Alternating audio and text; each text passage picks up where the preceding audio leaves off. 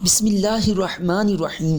ناظرین، معراج شریف اس روحانی اور جسمانی عظیم سفر کا نام ہے کہ نبوت کے 11ویں سال 27 رجب کی رات کو رسول اکرم نبی رحمت حبیب خدا جناب محمد مصطفیٰ صلی اللہ تعالی علیہ وسلم کو حضرت جبرائیل علیہ السلام گھر سے اٹھا کر مسجد حرام میں لائے۔ پھر مقام حتیم پر آپ کا سینہ چاک کر کے دل کو نکال کر آب زمزم سے دھویا گیا، پھر دوبارہ اسی جگہ رکھ دیا گیا اور براق پر بیٹھا کر مسجد حرام سے بیت المقدس لایا گیا، جہاں مسجد اقصیٰ میں آپ نے انبیاء کرام علیہ السلام کی امامت فرمائی۔ چنانچہ آپ صلی اللہ تعالی علیہ وسلم فرماتے ہیں، جب میں بیت المقدس میں آیا تو انبیاء کرام جمع تھے۔ حضرت جبرائیل علیہ السلام نے مجھے آگے کیا تو میں نے ان کی امامت کی۔ مسجد اقصیٰ سے آسمانوں کا سفر شروع ہوا۔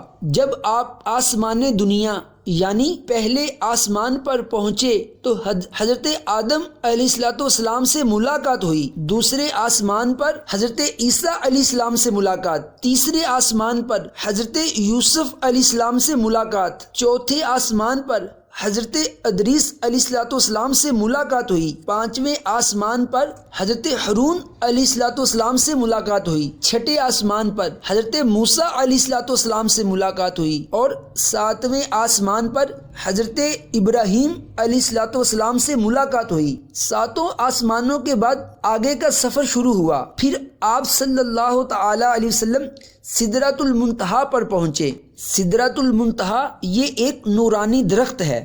پھر سدرۃ المنتہا سے آگے مقام استوا تک پہنچے۔ مقام استوا جسے مقام مستوی کہا جاتا ہے، جہاں رسول اکرم صلی اللہ تعالی علیہ وسلم نے قلم کے چلنے کی آوازیں سنی۔ پھر اس سے آگے رف رف تک پہنچے۔ رف رف یہ ایک سبز خیمہ ہے جس کی روشنی اور چمک سورج کی روشنی سے بھی زیادہ ہے۔ رف رف کے بعد آپ صلی اللہ تعالی علیہ وسلم عرش تک پہنچے۔ عرش سے آگے مقام دنا، مقام دنا سے آگے مقام فتدلی، مقام فتدلی سے آگے حضور صلی اللہ تعالی علیہ وسلم کا اپنا مقام، مقام کعبہ قوسین او ادنیٰ تک پہنچے۔ پھر آپ صلی اللہ تعالی علیہ وسلم اس سے آگے تمام جہانوں کے رب خدائے وحدہ لا شریک کے قریب ہوئے، اور یہ قرب مقام و مرتبے کے اعتبار سے تھا، نہ کہ کسی جگہ یا مکان کے اعتبار سے، کیونکہ اللہ تبارک و تعالی مکان سے پاک ہے، یعنی آپ لا مکان تک پہنچے۔